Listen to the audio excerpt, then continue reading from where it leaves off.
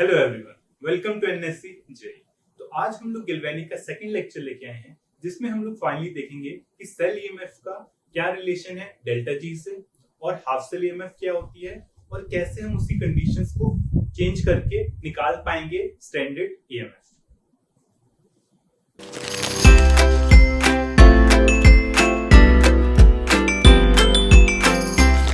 Hello everyone, welcome to NSC JEE.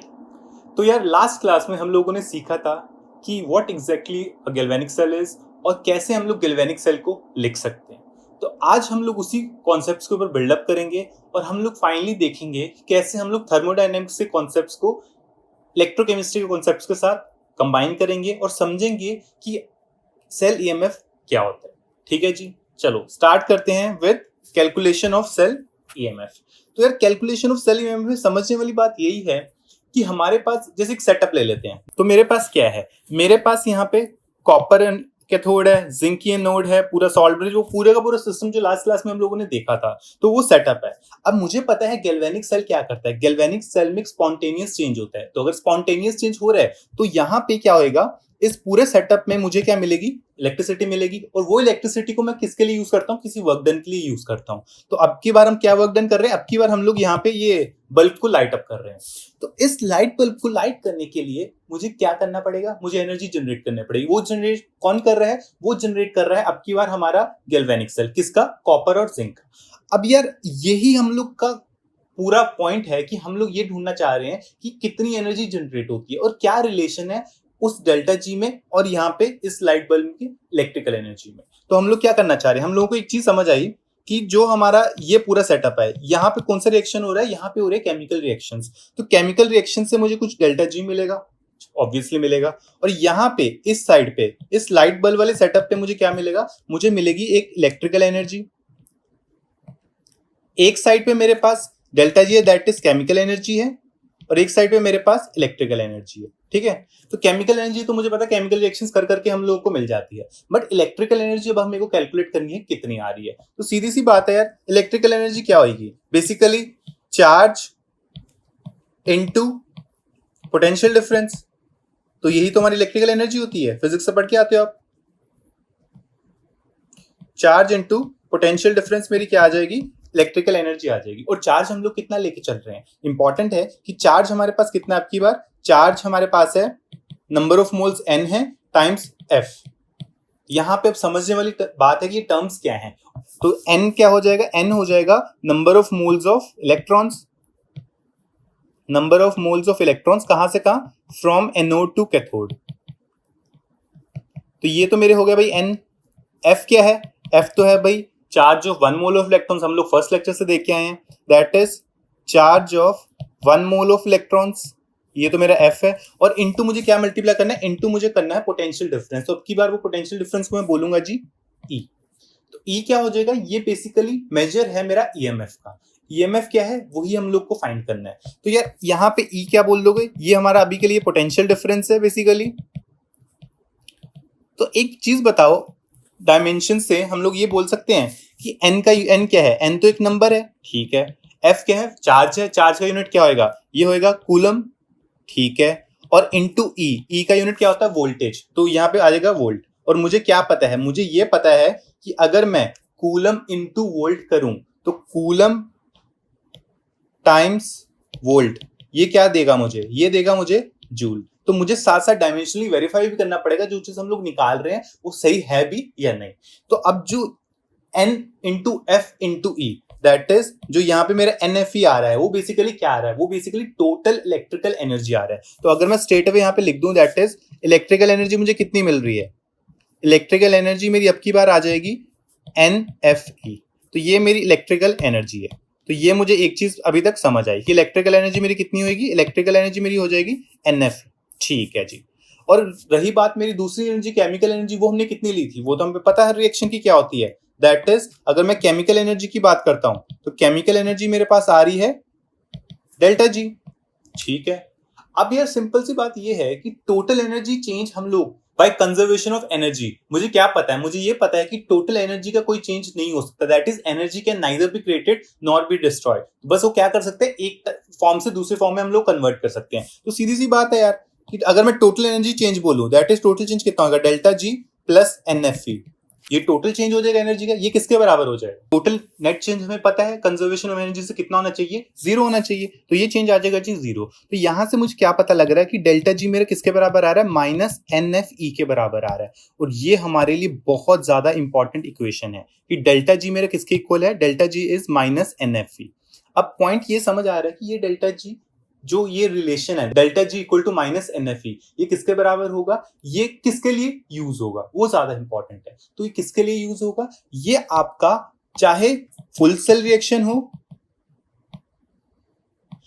या फिर आपका हाफ सेल रिएक्शन हो, दोनों के लिए ये वैलिड है। ये मिसकंसेप्शन मत बनाना कि फुल सेल के लिए यूज होगा या हाफ सेल के लिए होगा, ये दोनों के लिए यूज होगा, तो ये कोई प्रॉब्लम नहीं हमें, ठीक है। तो यार एक पॉइंट और यहाँ पे डिस्कस कर देता हूं ताकि आपको कोई प्रॉब्लम ना दे, दैट इज एन कैसे कैलकुलेट करेंगे। तो सिंपल सी बात है, मान लो आपके पास कल को यहाँ पे एक रिएक्शन है, दैट इज जिंक आपका कन्वर्ट हो रहा है जिंक 2 पॉजिटिव प्लस 2 इलेक्ट्रॉन्स में, ठीक है। तो जिंक मेरा किस में कन्वर्ट हो रहा है, जिंक 2 पॉजिटिव प्लस 2 इलेक्ट्रॉन्स में। तो अगर मैं आपसे पूछूं यहाँ पे एन की वैल्यू क्या है, तो आप स्ट्रेट अवे देखेंगे कि चेंज कितना आ रहा है इलेक्ट्रॉन्स का, कितना का आ रहा है, 2 इलेक्ट्रॉन्स आपको दिख भी रहे हैं सामने सामने। तो हाफ सेल रिएक्शन में तो एन की वैल्यू बहुत ईजी है देखना, कि जो इलेक्ट्रॉन्स आपको दिख रहे हैं वो एन की वैल्यू हो जाएगी, ठीक है। ऐसे ही कॉपर के केस में देख लेंगे, दैट इज कॉपर 2 पॉजिटिव, ये आपके 2 इलेक्ट्रॉन्स लेके क्या करता है, ये आपका बनाता है कॉपर सॉलिड। तो इसके अगर मैं पूछूं आपसे इसकी एन की वैल्यू कितनी होगी, तो इसकी एन की वैल्यू अगेन आप देखोगे 2 इलेक्ट्रॉन्स आ रहे हैं, तो हम लोग स्ट्रेट अवे बोल देंगे कि यहाँ भी एन की वैल्यू क्या आ जाएगी, 2 आ जाएगी। अब अगर मैं इन दोनों रिएक्शंस को ऐड कर दूं, दैट इज अगर मैं टोटल आपसे पूछूं कि नेट रिएक्शंस की, अगर नेट रिएक्शन हम लोग लिखेंगे तो मुझे पता क्या कैंसिल हो जाएगा, इलेक्ट्रॉन्स कैंसिल हो जाएंगे। तो यहाँ पे आ जाएगा zinc solid plus copper 2 positive, ये आपका दे देगा zinc ion plus copper solid. इस रिएक्शन का आपसे पूछो कि एन की वैल्यू क्या है, अगेन आप ये देख के बता सकते थे कि यहाँ कितने इलेक्ट्रॉन्स एनोड से कैथोड में जा रहे हैं, 2 जा रहे हैं, और आप देख भी पा रहे हो यहाँ भी 2 इलेक्ट्रॉन्स बैलेंस आउट किया, तो यहाँ पे एन की वैल्यू आ जाएगी 2। तो ये एन कैलकुलेट करना ज्यादा मुश्किल नहीं होगा, कि बेसिकली इलेक्ट्रॉन्स का चेंज देखना आपको, ठीक है। इसके ऊपर बहुत डिटेल डिस्कशन होगा, अलग अलग हम पॉइंट्स कवर अप करेंगे, लेकिन वो अभी थोड़े टाइम में, ठीक है। अभी के लिए बस समझ जाओ कि एन को कैसे कैलकुलेट करना है, ठीक है। एन पता लग गया, एफ पता लग गया, ई पता लग गया, और ये पता लग गया कि डेल्टा जी किसके बराबर है, माइनस NFE के बराबर है, ठीक है जी। तो यार वापस स्टार्ट करते हैं, दैट इज, तो देखते हैं इसमें, दैट इज स्पॉन्टेनियस रिएक्शन। तो यार स्पॉन्टेनियस रिएक्शन की बात है कि अगर मैं आपको बोलता हूं कि यार डेल्टा जी मेरा क्या था, delta G equal to minus NFE था, ठीक है। अगर कोई रिएक्शन स्पॉन्टेनियस होता है तो मुझे क्या पता है कि डेल्टा जी की वैल्यू क्या हो जाएगी, वो हो जाएगी जी नेगेटिव, ठीक है। और मुझे क्या पता है कि माइनस NFE, तो यार n जो होगा वो अपना पॉजिटिव रहेगा, एक नंबर है, f भी हमें पता है वैल्यू है वो भी पॉजिटिव है, तो और e अपने को क्या करना है, e के बारे में आपको चेक करना है कि e का साइन क्या होगा। तो यार सिंपली यहां से मैं ये देख सकता हूँ कि डेल्टा जी मेरा नेगेटिव है और पूरा ये दोनों पॉजिटिव है, यार ई मेरा आपकी बात पॉजिटिव आ जाएगा, तभी तो ओवरऑल क्वांटिटी मेरी नेगेटिव होगी। तो मुझे क्या समझ आया कि अगर मेरे पास एक स्पॉन्टेनियस रिएक्शन है, स्पॉन्टेनियस रिएक्शन का मतलब कि डेल्टा जी मेरा क्या है, नेगेटिव है, तो उससे मुझे क्या समझ आया कि जो मेरे ईएमएफ है ई, वो क्या है, वो आ रही है जी पॉजिटिव। ये मैंने लिखा भी यहाँ पे, reaction with positive EMF must be spontaneous. तो ये स्ट्रेट वे आप बोल सकते हो कि अगर आपको ई की वैल्यू पॉजिटिव दिख रही है तो वो रिएक्शन खुद ब खुद हो जाएगा, ठीक है। चलो जी, अगर मैं बात करता हूं नॉन स्पॉन्टेनियस रिएक्शन की, नॉन स्पॉन्टेनियस रिएक्शन में मुझे क्या पता है कि डेल्टा जी क्या होगा, डेल्टा जी अब की बारी मेरा होगा पॉजिटिव, और डेल्टा जी किसके इक्वल होता है, डेल्टा जी तो होता है जी माइनस NFE, ठीक है। अब यार n और f अभी भी पॉजिटिव रहेंगे, तो e अब की बार क्या होना पड़ेगा, इस पूरी टर्म को अगर मुझे पॉजिटिव करना है तो e को मुझे क्या करना पड़ेगा, अब की बार नेगेटिव करना पड़ेगा। दैट इज अगर मैं बात करता हूं एक नॉन स्पॉन्टेनियस रिएक्शन की, तो नॉन स्पॉन्टेनियस रिएक्शन में मुझे पता है डेल्टा जी मेरा होगा पॉजिटिव, लेकिन इससे मुझे क्या समझ आ रहा है कि ई की वैल्यू क्या आ जाएगी, नेगेटिव आ जाएगी। तो ई मेरा नेगेटिव हो गया, जी मेरा पॉजिटिव हो गया, तो ऑपोजिट सिंबल्स रहेंगे, ठीक है, इससे ध्यान रखेंगे। तो एक बात वैसे है कि रिएक्शन से अगर हमें रिलेट करना है तो ई अगर पॉजिटिव आ रहा है तो रिएक्शन स्पॉन्टेनियस है, ई नेगेटिव आ रहा है तो रिएक्शन स्पॉन्टेनियस नहीं है। तो ये लिखा भी है मैंने, reaction with negative EMF must be non spontaneous, बहुत इंपॉर्टेंट है, ये ध्यान रखेंगे इसका, ठीक है जी। तो यार इसी को आगे हम लोग कंटिन्यू करेंगे, that is delta G equal to minus NFE relation को। तो यार अगर मैं डेल्टा जी की बात करूं, अच्छा एक इंपॉर्टेंट पॉइंट ये हमारे पास कि इंटेंसिव और एक्सटेंसिव प्रॉपर्टीज में आपको डिफरेंस पता है या नहीं है, बहुत बेसिक सा डिस्कशन कर दूंगा, मुझे पता आप लोग भूल जाते हो कि अगर मैं इंटेंसिव और एक्सटेंसिव प्रॉपर्टीज की बात करूं तो यहाँ पे आपके स्क्रीन पे ग्लास है, ठीक है। यहाँ गिलास में पानी डाल रखा है मैंने, तो सीधी सी बात है इस पानी का कुछ मास होगा, बोल दो m, ठीक है, कुछ भी मास, जो भी पानी का मास है, और वॉल्यूम कुछ होगी, बोल दो वॉल्यूम v।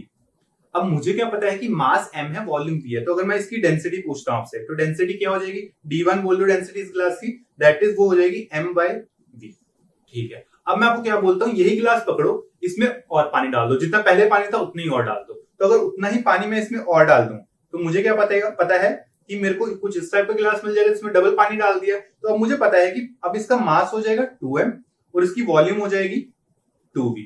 तो अभी भी अगर मैं इससे डेंसिटी पूछूं आपसे, डेंसिटी d2 बोल दो, ये डेंसिटी कितनी आएगी, ये आ जाएगी 2m मास अपॉन वॉल्यूम, तो ये कितनी आ जाएगी, अभी भी m/v आ जाएगी। दैट इज मास और वॉल्यूम को आप चेंज, जब आप पानी ज्यादा डाल रहे हो तो आपके नंबर चेंज हो गया। ऐसी प्रॉपर्टीज को हम लोग बोलते हैं एक्सटेंसिव प्रॉपर्टीज। कौन सी हो गई, मास और वॉल्यूम, ये हमारी होगी एक्सटेंसिव प्रॉपर्टीज। और अगर मैं बात करता हूं आपसे डेंसिटी की, तो ये डेंसिटी मेरी ऐसी प्रॉपर्टी थी जो volume, number of mole change करने पे वेरी नहीं की, दैट इज अमाउंट के साथ चेंज नहीं हो रही। ऐसी प्रॉपर्टीज को मैं बोलता हूं जी इंटेंसिव प्रॉपर्टीज, ठीक है। तो और वैसे मुझे पता है कि मास क्या था, मास एक एक्सटेंसिव प्रॉपर्टी है, मास एक्सटेंसिव है, वॉल्यूम एक्सटेंसिव है, और दो एक्सटेंसिव प्रॉपर्टीज का रेशियो हमेशा इंटेंसिव होता है। ये चीजें हम लोग थर्मोडायनेमिक्स में पढ़ के आए हैं, एक क्विक रिवीजन मैंने आपका करवा दिया। ये क्यों करवाया है वो आप समझते हैं। दैट इज, अगर मैं बात करता हूं delta G equal to minus NF relation की, तो यार यहाँ से E क्या आ जाएगा, E मुझे पता है डेल्टा जी, अगर मैं मैग्नीट्यूड की बात करूं तो ये बेसिकली आ जाएगा डेल्टा जी अपॉन NF। अगर मैं सिर्फ मैग्नीट्यूड की बात करूं, यार अपने को पता है कि जो डेल्टा जी होता है, डेल्टा जी मुझे पता है क्या होता है, ये भी एक्सटेंसिव प्रॉपर्टी होती है, हम लोग थर्मोडायनेमिक्स से पढ़ के आए हैं कि डेल्टा जी तो एक्सटेंसिव होता है। और एन भी मुझे पता है नंबर क्या होता है, number of moles of electrons. वो नंबर आप 2 से मल्टीप्लाई कर दो डबल हो जाएगा, 4 से कर दो 4 गुना हो जाएगा, सो एंड सो ऑन। तो एन भी क्या है मेरा, एन भी मेरा एक्सटेंसिव है। तो मुझे क्या पता लग गया, मुझे ये पता लगा कि E क्या है, दो एक्सटेंसिव प्रॉपर्टीज का रेशियो। अगर दो एक्सटेंसिव प्रॉपर्टीज का वो रेशियो है तो यार E क्या हो जाएगा, E हमारे लिए हो जाएगा इंटेंसिव। तो E मेरा इंटेंसिव होगा, दैट इज अमाउंट या नंबर डबल करने पे, स्मॉल कॉन्सेप्ट करो आप, स्टोइकियोमेट्री डबल कर दो तो इसको कोई फर्क नहीं पड़ेगा। जैसे जनरल रिएक्शन ले लेते हैं, मान लो मेरे पास ये था कि जिंक मुझे दे रहा है जिंक 2 पॉजिटिव प्लस 2 इलेक्ट्रॉन। अगर इसकी E वैल्यू कुछ x है, मान लो कुछ भी रैंडम वैल्यू है, तो अगर मैं इस रिएक्शन को 2 से मल्टीप्लाई कर दूं, दैट इज ये मुझे रिएक्शन मिल जाए, तो इसका भी E वैल्यू x ही रहेगी। आप इसको 2x नहीं करेंगे, ये बहुत बड़ी मिसकंसेप्शन है, प्रॉब्लम आएगी, तो आप ये पंगा मत करना, ठीक है। चलो जी, तो यहां पे मैंने लिखा भी है, since EMF is the ratio of two extensive properties, it is itself intensive. समझ आ गया हमें कि रेशियो है एक्सटेंसिव का, and it does not change with stoichiometric coefficient. जैसे एग्जांपल लिया आपके सामने कि स्टोइकियोमेट्री से इसको कोई फर्क नहीं पड़ेगा। तो यार देखते हैं कि हमारा जो EMF है वो डिपेंड किस पर करता है, ठीक है। तो इसके कुछ फैक्टर्स हैं, जैसे कि आप स्क्रीन पे देख पा रहे हो, EMF depends upon following 4 factors. कौन कौन से, एक है नेचर ऑफ केमिकल रिएक्शन, एक है concentration of reactant and products, एक है हमारा pressure of gases, and finally है हमारे पास टेम्परेचर। तो इन 4 फैक्टर्स पे हमारी EMF डिपेंड कर रही है। अब इंपॉर्टेंट है कि इनको एक ही करके हम लोग एनालाइज कर लेते हैं। तो पहले है हमारे पास that is nature of chemical reaction. तो नेचर ऑफ केमिकल रिएक्शन पे ऑब्वियसली बात मुझे पता है कि अगर आप डिफरेंट रिएक्टेंट्स लोगे तो उसकी जो EMF वैल्यू आएगी वो डिफरेंट आएगी, ये तो पता ही है, इसमें तो मैं क्या ही बताऊं आपको। इंपॉर्टेंट है आपके पास that is concentration of reactants and products. जैसे जैसे आप चेंज करोगे वैसे वैसे आपकी EMF वैल्यू चेंज होगी। उसके बाद अगर मैं प्रेशर ऑफ गैसेस की बात करूं, यार प्रेशर और कंसंट्रेशन है काइंड से सेम ही चीज है। क्यों? क्योंकि प्रेशर क्या होता है, प्रेशर होता है PV इक्वल टू nRT, ये तो हम लोग पढ़ के आए हैं। तो यहां से मैं क्या बोल सकता हूं, प्रेशर हो जाएगा N/V टाइम्स RT, और ये मुझे पता ही है कि N/V क्या होता है, N/V होता है जी कंसंट्रेशन, तो ये हो जाएगा CRT। तो वही वाली बात है कि pressure is almost directly proportional to concentration. तो प्रेशर ले लो कंसंट्रेशन ले लो, बात बराबर है। जनरली गैसेस के लिए हम लोग प्रेशर लेके चलते हैं, तो इसलिए हमने प्रेशर को अलग से बता दिया, लेकिन ये दोनों पॉइंट सेकंड और थर्ड पॉइंट जो हमारा है, ये सेकंड और ये थर्ड, बात एक ही बोल रहे हैं, ठीक है। और लास्ट में हमारे पास आता है जी टेम्परेचर।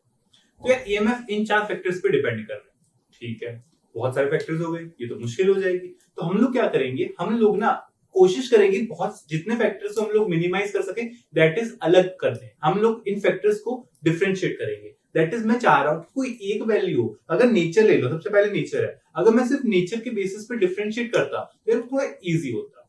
लेकिन अब मेरे पास 4 फैक्टर्स है, तो मैं क्या करूंगा, मैं इन फैक्टर्स को धीरे धीरे करके सेम कर दूंगा। कैसे?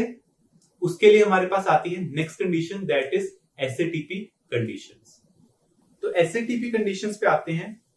जैसे कि स्क्रीन पे देख पा रहे हो, एसएटीपी कंडीशंस में मुझे पता होना चाहिए कि व्हाट एग्जैक्टली इज एसएटीपी कंडीशन। पहले तो एसएटीपी का मतलब क्या है ये समझते हैं। तो इसका मतलब होता है standard ambient temperature and pressure, ये इसकी फुल फॉर्म है। और इसकी कुछ कंडीशंस है, जैसे कि आप देख पा रहे हो स्क्रीन पे, कंसंट्रेशन के ऊपर बता रहा है, टेम्परेचर बता रहा है, प्रेशर बता रहा है। तो ये कुछ वैल्यूज है जो अपने को पता होनी चाहिए। जैसे एसटीपी आप करके आते हो, एनटीपी आप करके आते हो, वैसे आपको एसएटीपी भी पता होनी चाहिए। तो कंसंट्रेशन की अगर मैं बात करता हूं, तो कंसंट्रेशन कुछ भी रैंडम कंसंट्रेशन होगी, ये वैल्यू हर एक रिएक्टेंट की कितनी होगी, 1 मोलर। अब 1 मोलर और अप्रोक्सीमेटली ये 1 मोलर के बराबर भी होती है। जनरली हम लोग 1 मोलर लेके चलते हैं, बट छोटा m जो है 1 मोलर वाला, वो भी अपने को पता होना चाहिए कि एक्चुअली 1 मोलर होता है, बट हम लोग उसको मोटा मोटा मान लेते हैं कि ये 1 मोलर के बराबर है। मोलर मतलब कौन सा, बड़े m वाला। ठीक है, अब ये समझने वाली बात ये है कि यही कॉन्सेंट्रेशन जो मेरी है, ये कॉन्सेंट्रेशन अगर रिएक्शन, हमारे पास रिएक्शन में H पॉजिटिव है, Cl नेगेटिव है, मान लो ऐसे दोनों प्रेजेंट है, बहुत सारे आयन्स है, तो आपकी टोटल कॉन्सेंट्रेशन 1 मोलर नहीं होगी, हर एक आयन की कॉन्सेंट्रेशन 1 मोलर होगी। दैट इज अगर H पॉजिटिव है तो इसकी कॉन्सेंट्रेशन भी 1 मोलर होगी, Cl नेगेटिव है तो इसकी कॉन्सेंट्रेशन भी 1 मोलर होगी, और जितने आयन है सबकी कॉन्सेंट्रेशन 1 मोलर होगी, जब तक हम उसको एसएटीपी कंडीशन पे मान रहे हैं। ठीक है, टेम्परेचर जो होगा वो मेरा होगा जी 298 केल्विन, जो जनरली रूम टेम्परेचर हम लोग मान के चलते हैं। स्केल तो हमें पता कौन सा लेना है, केल्विन स्केल लेना है, तो हम लोग 298 केल्विन लेके चलेंगे। और प्रेशर की अगर मैं बात करता हूं, तो यार प्रेशर जो मेरा होगा कायदे से वो 1 बार होना चाहिए, लेकिन अप्रोक्सीमेटली इसको हम लोग 1 एटमॉस्फेयर के बराबर मान लेते हैं। तो वही वाली बात है, अगर मेरे पास हाइड्रोजन गैस है या मेरे पास क्लोरीन गैस है, कोई भी गैस हो मेरे पास, हर एक गैस का इंडिविजुअल प्रेशर मेरा होना चाहिए 1 एटमॉस्फेयर। अगर हाइड्रोजन है उसका भी प्रेशर 1 एटमॉस्फेयर, क्लोरीन है तो उसका भी 1 एटमॉस्फेयर। तो ये चीजें मुझे पता लग गई कि एसएटीपी कंडीशंस पे क्या होना चाहिए। तो मैंने क्या किया, अब देखो लास्ट में आपने देखा था कि ईएमएफ किस किस पे डिपेंड कर रहा था। ईएमएफ आपके नेचर पे डिपेंड कर रहा था, वो हमने अलग फैक्टर किया, और 3 फैक्टर से, that is concentration, pressure and temperature. अगर मैं इन 3 फैक्टर्स को कांस्टेंट कर दूं, दैट इज अभी अगर हम एसएटीपी कंडीशंस की बात करें, तो एसएटीपी कंडीशंस में मैंने क्या किया था, उनको कांस्टेंट किया था। तो अगर मैं ये सारे फैक्टर्स कांस्टेंट कर दूं, तो मुझे क्या समझ आ रहा है, मुझे ये समझ आ रहा है कि जो मेरी ईएमएफ है वो क्या है, वो एक फंक्शन है बस अब नेचर का। तो ऐसी ईएमएफ को मैं बोलता हूं स्टैंडर्ड ईएमएफ। तो ये जो मेरी ईएमएफ आ जाएगी कौन सी कंडीशंस पे, एसएटीपी कंडीशंस पे, इसको हम लोग बोलेंगे स्टैंडर्ड ईएमएफ, और ये हम लोग डिनोट करते हैं by E naught. Naught represent करता है कि वो स्टैंडर्ड कंडीशंस में है। तो ये जब भी आपको ई नॉट दिखेगा, आप समझ जाएंगे कि ये स्टैंडर्ड कंडीशंस पे काउंट हो रहा है। ठीक है जी। तो यार अगर मैं एक रिएक्शन लेके चलता हूं, मान लो मेरे पास रिएक्शन है H2, ये मेरे पास है, इसका प्रेशर है मान लो 1 एटमॉस्फेयर, ये मुझे दे रहा है 2H पॉजिटिव प्लस 2 इलेक्ट्रॉन्स। ठीक है, और ये H पॉजिटिव है 1 मोलर कंसेंट्रेशन पे। तो मुझे पता लग गया प्रेशर क्या ऐसा कितना है, 1 एटमॉस्फेयर, स्टैंडर्ड कंडीशन। आयंस की कंसेंट्रेशन कितनी है, 1 मोलर, स्टैंडर्ड कंडीशन। तो यार क्या समझ आया, ये पूरे रिएक्शन हम स्टैंडर्ड कंडीशंस पे लेके चल रहे हैं। तो इसकी जो ई वैल्यू आएगी, ईएमएफ वैल्यू आएगी, उसको हम लोग डिनोट करेंगे ई नॉट, और क्या कहते हैं, ये वैल्यू जो होगी, ये मेरी वैल्यू होगी कांस्टेंट। क्यों? क्योंकि हमने चारों फैक्टर्स कांस्टेंट कर दिए। नॉट से मेरे 3 फैक्टर्स कांस्टेंट हो गए, और क्योंकि रिएक्शन मैंने स्पेसिफाई कर दिया तो नीचे स्पेसिफाई हो गया, तो इसकी एक कांस्टेंट वैल्यू होगी। ठीक है, तो ये चीज मुझे अब की बार समझ आ गई। तो इसको सम अप कर लेते हैं, दैट इज एसएटीपी कंडीशन से मुझे क्या समझ आ रहा है कि if all the reactants and products are present in the respective standard state, SATP वाले, the corresponding EMF is known as standard EMF, और डिनोट करेंगे इसको E नॉट से। And standard EMF has a constant value for a given reaction. जैसे अभी हमने एक reaction लिया था, ये वाला H पॉजिटिव वाला, जो हाइड्रोजन था वो किसमें कन्वर्ट हो रहा था, 2H पॉजिटिव प्लस 2 इलेक्ट्रॉन्स में। तो इसकी जो मेरी EMF आएगी वो मैं E नॉट से डिनोट करूंगा, और इसकी एक कांस्टेंट वैल्यू होगी। ठीक है, ये चीज मुझे अब समझ आ गया। तो यार ये था एसएटीपी कंडीशंस के बारे में। ठीक है, तो अब हम लोग स्टैंडर्ड ईएमएफ पे पहुंचे, दैट इज ई नॉट। अब अपने को पता लग गया कि कुछ कुछ होता ही ना। ठीक है, तो यार अब हम लोग फाइनली चलते हैं, that is half cell EMF. तो पहले समझते हैं, टॉपिक है हमारा that is half cell EMF. तो अब हाफ सेल ईएमएफ को हम लोग समझेंगे कि what exactly is half cell EMF. तो एक सेल है मेरे पास, अब ठीक है, पहले तो फुल सेल रिएक्शन अपने को पता है कि एक सेल होता है, उसमें एक एनोड होती है, कैथोड होती है, सो एंड सो रिएक्शंस होते हैं और कुछ उससे हमें वोल्टेज मिलती है, वो उसकी ईएमएफ होती है। बट ये क्या चक्कर हो गया, ये हाफ सेल ईएमएफ क्या चीज है? तो ये समझते कि हाफ सेल ईएमएफ में क्या होगा। तो हमारे पास एक सेटअप है, आपके पास क्या है, एक रॉड है आपके पास, और मुझे कलर से लग रहा है कि ये कॉपर की होगी, तो हम लोग कॉपर रॉड बोल देंगे इसको। तो कॉपर की आपके पास एक इलेक्ट्रोड है, ठीक है, और ब्लू कलर का सोल्यूशन है। तो मैं क्या ले लूंगा, मैं इसको मान लेता हूं कि मेरे पास कॉपर सल्फेट का सोल्यूशन है, ये मेरा इलेक्ट्रोलाइटिक सोल्यूशन है और कंटेनर प्रेजेंट है। अब मुझे क्या पता है कि कॉपर क्या करना चाहता है। कॉपर का रिएक्शन होता है कि कॉपर 2 पॉजिटिव आपका 2 इलेक्ट्रॉन्स लेता है और कन्वर्ट होता है कॉपर सॉलिड में, दैट इज एनोड से आपकी इलेक्ट्रोड से इलेक्ट्रॉन्स को निकालना चाह रहा है। तो इलेक्ट्रोड हो जाती है भाई मेरी पॉजिटिवली चार्ज, ठीक है, और अगर इलेक्ट्रोड पॉजिटिवली चार्ज है तो उसके पास आयंस कौन से आ जाते हैं, आपके पास सोल्यूशन में क्या था, कॉपर था और सल्फेट था। तो सल्फेट का जो नेगेटिव चार्ज है उसका सराउंड करेगा इसको, तो वो आ जाएगा भाई नेगेटिव चार्ज यहाँ पे। तो ये जो आपके पास आ रहा है ना, ये सेटअप जो आपके पास एक डबल लेयर आ रही है, इस डबल लेयर, यहाँ पे एक डबल लेयर आ रही है मेरे पास, ये डबल लेयर को हम लोग एक्चुअली बोलते हैं कि ये इस सेल की ईएमएफ है, that is this is half cell EMF. Half cell क्यों बोला, क्योंकि एनोड या कैथोड में से आपने कुछ एक हिस्सा लिया, या एनोड हो सकता है कैथोड हो सकता है, अभी के लिए हमारे पास एक कैथोड है, ठीक है। सेकेंडली, ये जो आपके पास वैल्यू आई हाफ सेल की, मतलब जो ये पोटेंशियल है, बेसिकली क्या है, आपके पास एक पॉजिटिव चार्ज की लेयर है, एक नेगेटिव चार्ज की लेयर है, उसके बीच में पोटेंशियल डेवलप हो रहा है। इस पोटेंशियल को हम लोग बोलते हैं हाफ सेल ईएमएफ। पहली चीज जो समझ आनी चाहिए। दूसरा, आप समझ पा रहे हो कि अगर मैं बात करता तो हमारे पहले वाले रिएक्शंस, दैट इज जो हमने ये सेटअप देखा था, इस सेटअप में मुझे क्या पता है कि यार मेरे पास एनोड अलग है, कैथोड अलग है। अगर मैं इन दोनों को कनेक्ट कर दूं तो इलेक्ट्रॉन्स मेरे क्या करते थे, इलेक्ट्रॉन्स मेरे यहाँ से यहाँ भागते थे एनोड से कैथोड में, तो मैं उन इलेक्ट्रॉन्स को पकड़ लेता था। और अगर मैं इलेक्ट्रॉन्स पकड़ लिए तो मुझे पता है कि क्या होगा, मैं इन इलेक्ट्रॉन से अपनी बिजली जो चलाना है, आपको गाड़ी चलानी है, आपको बल्ब चलाना है, आपको कुछ भी करना है, आप वो सारी चीजें कर सकते हो। लेकिन अगर जो मेरा अभी वाला सेटअप है, अभी वाले सेटअप में तो मेरे पास स्कोप ही नहीं, मेरे पास पॉसिबिलिटी नहीं, कहां पे लगाऊंगा मैं, कहां से चलाऊंगा अपनी गाड़ी, कहां से चलाऊंगा अपना बल्ब, वो तो मुझे पता ही नहीं है। तो यार ऐसे केस में हमें समझ आना चाहिए कि हम लोग हाफ सेल ईएमएफ को डायरेक्टली मेजर नहीं कर सकते। हमारे पास कोई तरीका ही नहीं है कि हम लोग हाफ सेल ईएमएफ को कैलकुलेट कर ले, प्रैक्टिकली हमारे पास कोई पॉसिबिलिटी नहीं। तो हम लोग क्या कर सकते हैं, हम लोग इस केस में करेंगे क्या, ध्यान देना। आप लोगों को पता है कि यहाँ पे एनोड है, यहाँ पे कैथोड है। आप अगर ऐसे एनोड और कैथोड है, ठीक है, मैं क्या कर सकता हूँ, मैं दो हाफ सेल्स को ऐसे कनेक्ट कर दूं। दैट इज मैंने क्या किया, मैंने यहाँ पे कॉपर का सेल लिया हाफ सेल, और एक मैंने ये चीज ली जिसको हम लोग बोलते हैं स्टैंडर्ड हाइड्रोजन इलेक्ट्रोड, ठीक है। तो ये हाइड्रोजन का हाफ सेल लिया, एक कॉपर का लिया, हमने इनको कनेक्ट कर दिया। अब यार मुझे क्या पता है, मुझे ये पता है कि आप ना इन दोनों के, अगर मैं इस वाले लेफ्ट साइड वाले जो मेरा सेल है उसकी ईएमएफ बोलता हूँ जी E1, और राइट साइड पे जो सेल है उसकी ईएमएफ बोलता हूँ E2। ना मैं E1 कैलकुलेट कर सकता हूँ, ना मैं E2 कैलकुलेट कर सकता हूँ, लेकिन मैं क्या कैलकुलेट कर सकता हूँ, मैं E1 माइनस E2 इसको कैलकुलेट कर सकता हूँ। और अगर मैंने E1 माइनस E2 कैलकुलेट कर लिया तो वो क्या आ रही है, यहाँ पे जो बीच में ये है ना सेटअप लगा रखा है, वोल्टमीटर बोलते हैं, ये आपकी वैल्यू कैलकुलेट करता है, क्या, उन दोनों का डिफरेंस।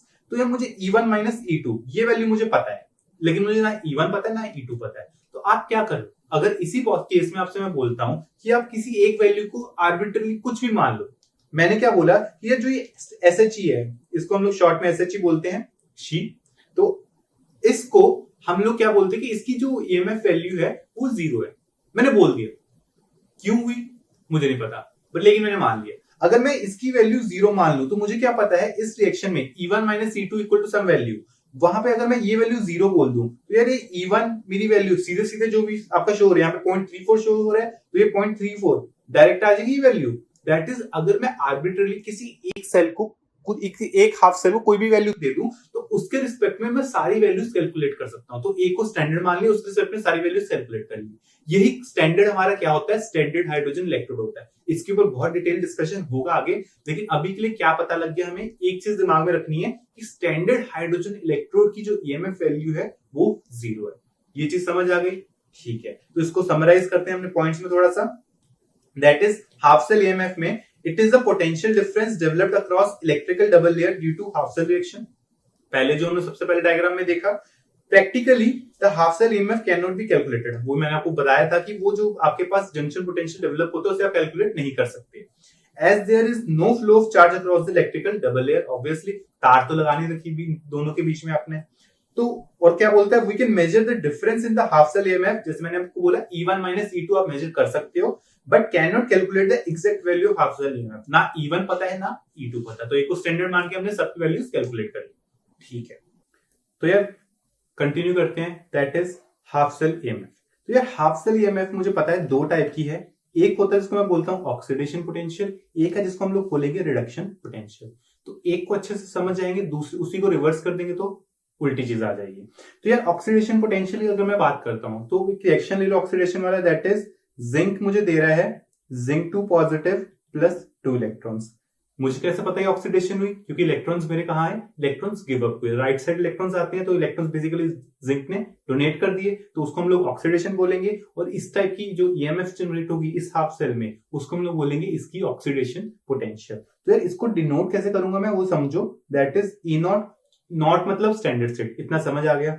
और फिर हम लोग क्या कर रहे हैं, जिंक से कन्वर्ट कर रहे हैं जिंक 2 पॉजिटिव में, तो इसकी आप ऑक्सीडेशन स्टेट अगर आप देखोगे तो जिंक की क्या है 0, इसकी क्या है +2, तो 0 से +2 जा रहा है, ऑक्सीडेशन हो रही है। तो यहां से आप इसको लिखने का तरीका है कि ये क्या होगा, जिंक से जा रहा है ये जिंक 2 पॉजिटिव में, तो ये मेरी हो गई भाई ऑक्सीडेशन पोटेंशियल। तो ये मेरा आ रहा है ऑक्सीडेशन पोटेंशियल। समझने वाली बात ये है कि अब की बार जो मेरा ये सिंबल आ रहा है ये, दैट इज जिंक से जिंक 2 पॉजिटिव की जो डायरेक्शन शो कर रहा है, ये एक्चुअली डायरेक्शन है किसकी, केमिकल चेंज की। तो this is the direction of chemical change.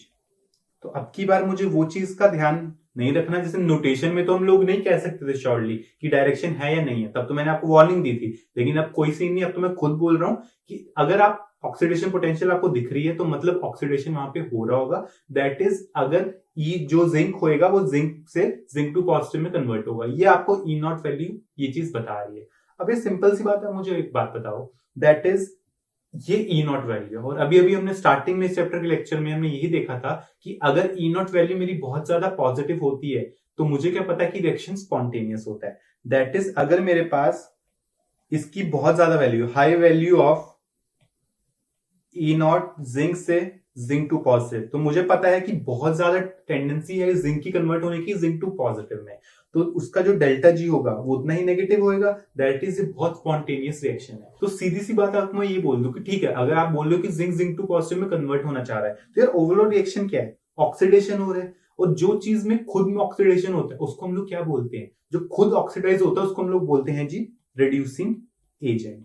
तो मुझे अब क्या समझ आ रहा है, फाइनल जो मैं इसकी समरी अगर आपको बताऊं कि एक रिएक्शन की अगर ऑक्सीडेशन पोटेंशियल बहुत ज्यादा है तो भाई उसमें ऑक्सीडेशन होने की टेंडेंसी बहुत ज्यादा है, और वो बहुत स्ट्रॉन्ग रिड्यूसिंग एजेंट है। क्यों? क्योंकि रिड्यूसिंग एजेंट्स वो होते हैं जो किसी और को रिड्यूस करते हैं, लेकिन खुद क्या होते हैं, खुद ऑक्सीडाइज होते हैं। तो ये चीज हमें अब समझ आ गई कि जितनी ऑक्सीडेशन पोटेंशियल ज्यादा उतना खुद ऑक्सीडाइज होना चाहता है, उतनी उसकी रिड्यूसिंग पावर ज्यादा है। ठीक है जी। तो यार ऐसे ही रिडक्शन पोटेंशियल को डिफाइन कर सकते हैं, दैट इज मान लो अगर रिडक्शन पोटेंशियल की बात कर रहा हूं मैं, तो रिएक्शन ले लो कि यार क्लोरीन है मेरे पास, वो 2 इलेक्ट्रॉन्स लेके, क्लोरीन गैस थी मेरे पास, 2 इलेक्ट्रॉन्स लेके किसमें कन्वर्ट हो रहा है, क्लोरीन आयन में कन्वर्ट हो रहा है। तो अब की बार अगर मुझे इसको शो करना है, इसको मैं कैसे शो कर सकता हूं, आप इसको ऐसे करो, ये होएगा ई नॉट, कहां से कहां चेंज हो रहा है भाई, ये 0 से जा रहा है -1 में, तो अब की बार इसमें क्या हो रहा है, इसमें हो रहा है जी अब रिडक्शन, तो इसको हम लोग बोलेंगे इसकी रिडक्शन पोटेंशियल। वो शो कैसे करेंगे, ई नॉट क्लोरीन से जा रहा है क्लोरीन नेगेटिव में, अगेन जो ये डायरेक्शन है ये आपको डायरेक्शन ऑफ केमिकल चेंज देगी स्ट्रेट अवे, कोई टेंशन नहीं, आराम से कर लो। ठीक है, तो ये चीज मुझे समझ आ गई कि भाई इसमें हाफ सेल ईएमएफ क्या होती है, 2 टाइप की होती है, ऑक्सीडेशन अलग और रिडक्शन अलग। जो जैसे सिंबल है वो बहुत हेल्प करता है हमारी, क्योंकि वो डायरेक्ट अपने को केमिकल चेंज बता देगा। ठीक है, इसको समराइज करते हैं, दैट इज, तो यार एक रिएक्शन है मेरे पास, दैट इज, अभी यहाँ पे मैंने एक सेटअप दिया आपको कि क्लोरीन मेरा आपने गैस दिया, इनपुट दिया और कन्वर्ट हो रही है क्लोरीन आयंस में। तो अगर इसका रिएक्शन लिखूं मैं, मान लो क्लोरीन गैस थी, कितने पे दे रखा, 1 एटमॉस्फेयर पे दे रखी है, दैट इज स्टैंडर्ड कंडीशन दे रखी है, और ये क्या कर रहा है, 2 इलेक्ट्रॉन्स लेके कन्वर्ट हो रहा है किसमें, क्लोरीन आयन में, और इसकी कंसेंट्रेशन दे रखी है मुझे 1 मोलर। ठीक है। तो स्टैंडर्ड कंडीशंस में दैट इज इसकी जो ई नॉट वैल्यू होगी, ई नॉट वैल्यू आज नॉट क्योंकि स्टैंडर्ड कंडीशंस में है, तो इसकी वैल्यू कितनी आ रही है, इसकी वैल्यू दे नहीं रखी, मैं आपको बता देता हूं, ये वैल्यू आती है 1.36 वोल्ट। याद रखने की जरूरत नहीं है, लेकिन हो जाए तो वैल्यू काम आसान हो जाता है, ठीक है। तो ये ई नॉट वैल्यू किसकी, क्लोरीन से क्लोरीन आयन की, तो ये उसकी रिडक्शन पोटेंशियल है, ठीक है। तो ये एक फिक्स वैल्यू आनी है, तो हमें पहले से पता है।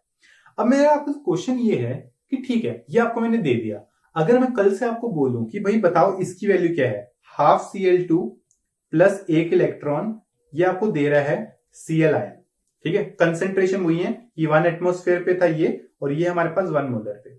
इसकी अगर मैं आपसे बोलूं कि इसकी ई नॉट वैल्यू कितनी आ रही है, तो अब आप क्या बोलोगे, क्योंकि ई नॉट इंटेंसिव होती है, तो मोल अगर आप इसकी स्टोइकियोमेट्री चेंज करते हो तो कोई फर्क नहीं पड़ेगा, तो इसकी भी ई नॉट वैल्यू 1.36 वोल्ट ही आएगी, कोई चेंज नहीं आएगा।